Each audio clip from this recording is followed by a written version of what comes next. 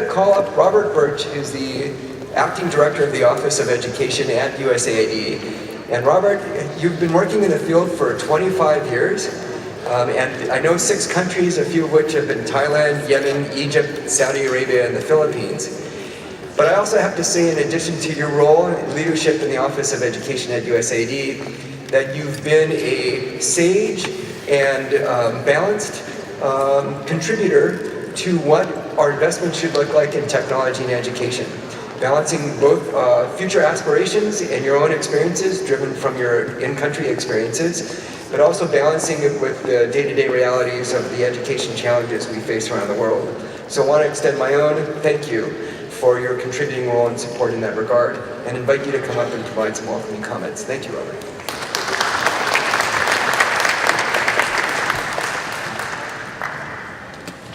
Thank you very much, Tony.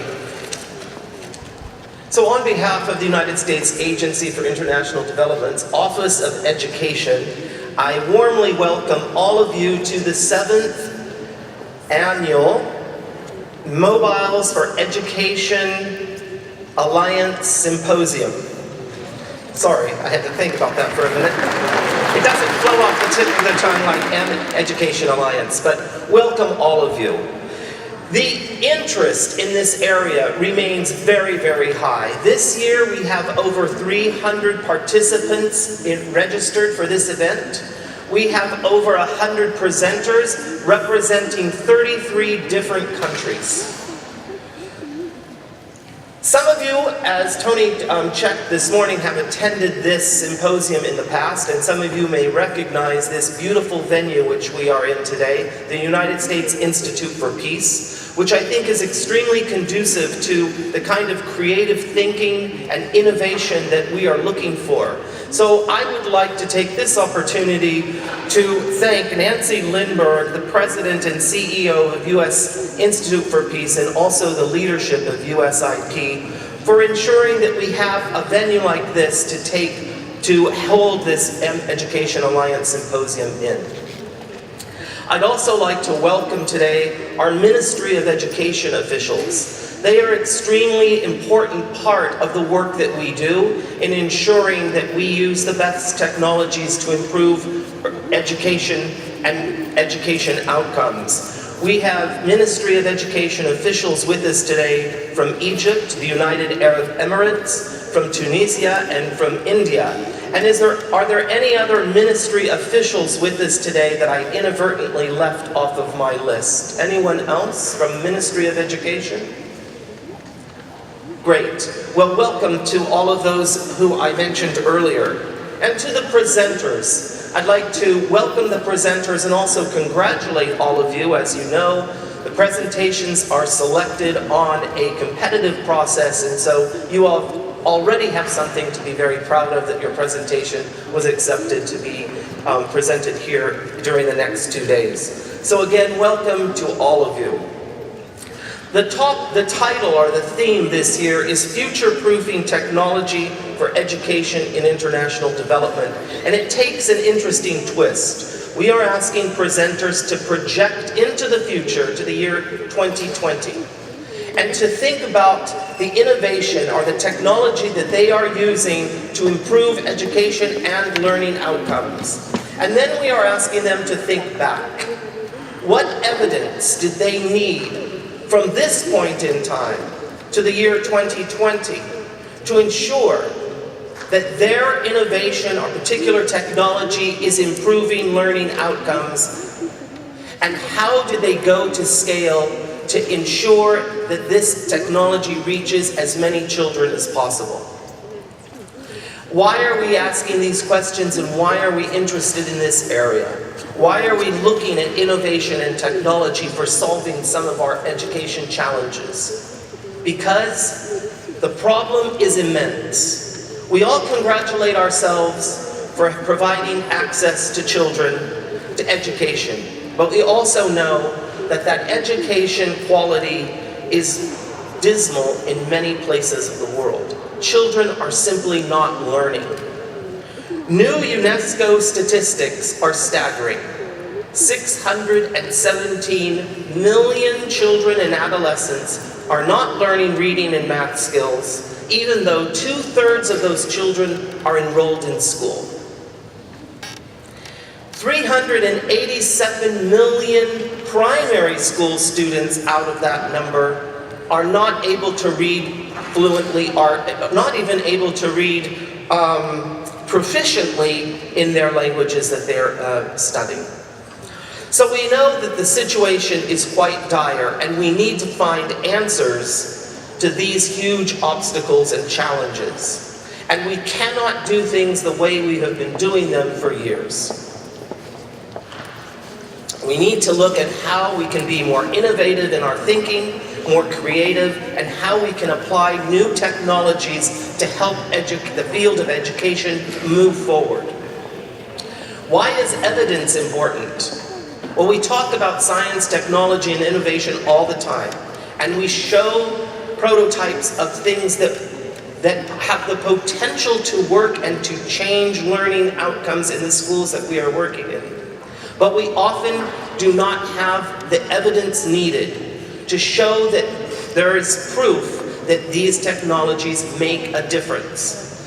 We cannot do things simply the same way. They cannot have the same learning outcomes. They have to have better learning outcomes. They have to be better than our paper and pencil models that we have been using for many, many years. So evidence is part of our theme this year, as well as looking at how we go to scale with some of these innovations. You are here today to have the opportunity to talk about the evidence you have collected, what has been working, what is not working, and where you need to go from here to reach the year 2020, when your innovation, your technology, your new way of doing things is having a marked improvement on the learning outcomes of children around the world. The mEducation Alliance is a partnership, a very strong partnership.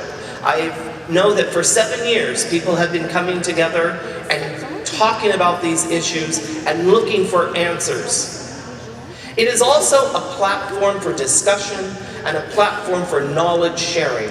I ask you to take advantage of the tremendous resources that we have under the roof of this beautiful institution and learn from each other, share with each other, and let's leave this symposium with answers that tell us where we need to go to get to that year 2020, where we are seeing a marked difference in what we are doing.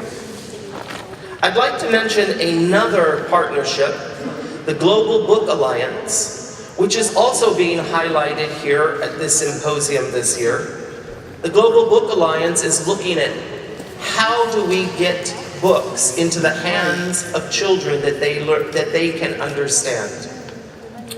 USAID learned early on that one of the challenges that we faced in getting children to learn to read was that there were no reading materials, no books in the languages that we were teaching in.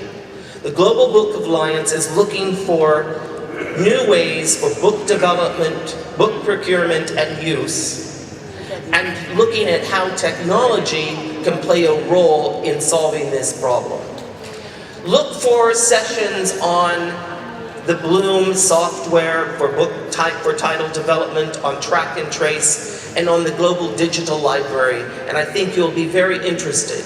And if you're interested in joining the Global Book Alliance, please see Linda Hebert, who is here representing USAID and leads that initiative from our side, myself, or any of the other symposium organizers, and we'll get you connected to the right people. I'd also like to mention that there are cross-cutting themes that Tony is going to be focused on during these next 2 days.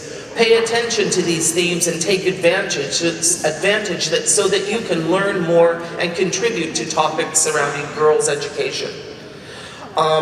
Literacy, disabilities and inclusion, non-formal education and monitoring and evaluation. In closing, I'd like to take a moment to highlight the All Children Reading Grand Challenge for Development Partnership, among USAID, World Vision, and the Australian government. Together, we have been looking at how we can use innovation to help teaching and learning of reading and literacy. And you will find many sessions during the next 2 days that will help you look at what has been discovered and where we are going. Under this All Children Reading Grand Challenge for Development Partnership, we are happy to soon be announcing a new prize, which will be called Sign On for Literacy. This prize will be focused on looking at how we can help children who are deaf or hearing impaired to learn to read. It's important and it's an exciting step forward because we all know unless we reach all children, we will not reach our goals in the future. If you are interested in learning more about Sign On for Literacy, please make sure that you find Josh Josa, who is here with us at this symposium, or myself, or any of the symposium organizers, and we'll be sure to connect you. We are looking for sponsorship for this prize, and we would be very welcome for anyone who is interested in taking part in that.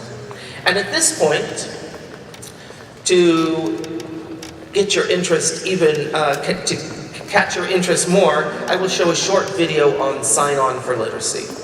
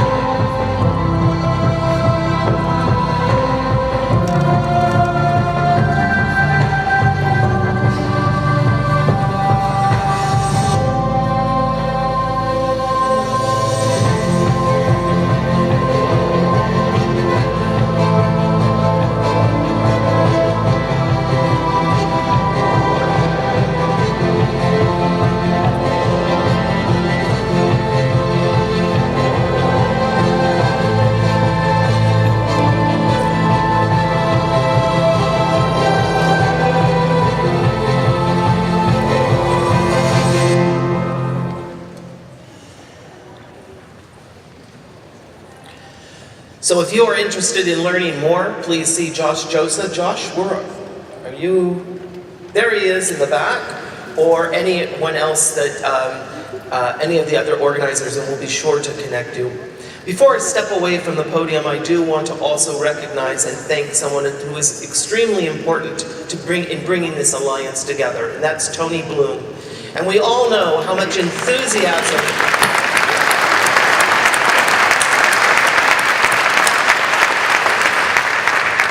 he has for this area. And it is Tony who really waves the flag at USAID in moving forward in using technologies and mobile applications to answer some of the questions facing us in our sector. So thank you very much, Tony. I would also like to recognize and thank all of the sponsors under the Alliance, because without sponsorship, this Alliance would not exist. So thank you all to all of our numerous sponsors who are represented here today.